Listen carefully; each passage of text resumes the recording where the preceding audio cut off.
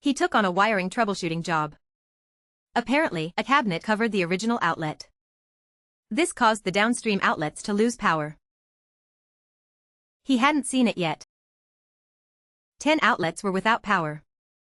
Specifically, the outlet on the study desk was dead. This one was also without power. And the study desk. The outlets underneath also had no power. The outlets below seemed to be without power as well.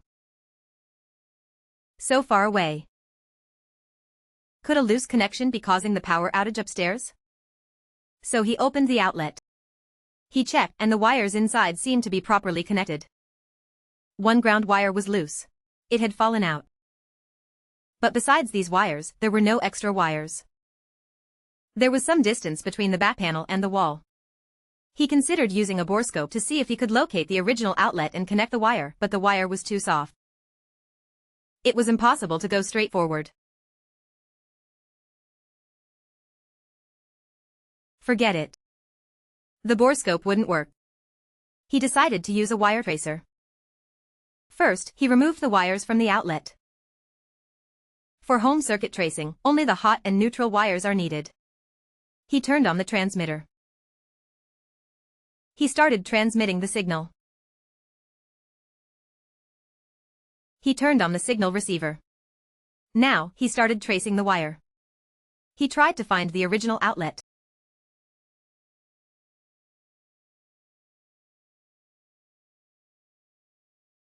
There was a signal here.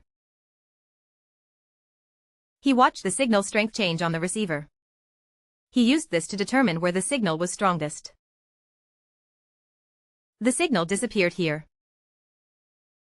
Why did the signal disappear here? He adjusted the signal strength. He switched to manual tracing mode. No signal below. The signal was too weak. He increased the signal strength. He found a signal here.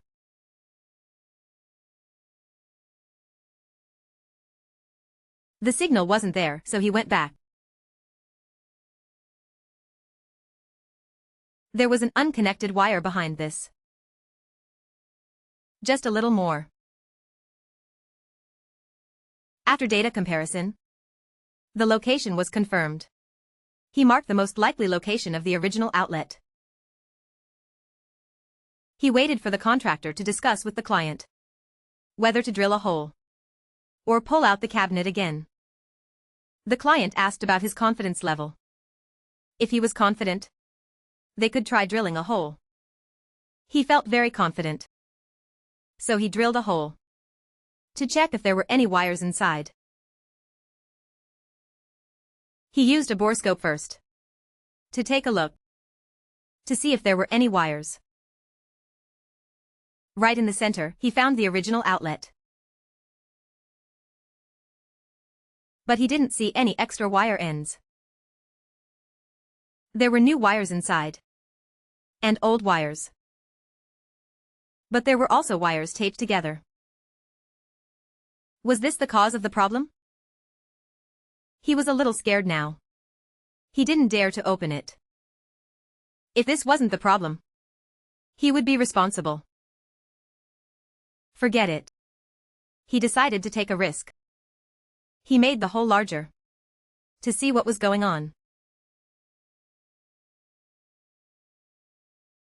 The back panel wasn't very thick. He didn't use a cutting tool but drilled several more holes. He saw the wire ends. They were very short.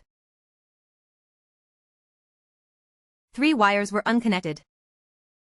The outlet wasn't even removed.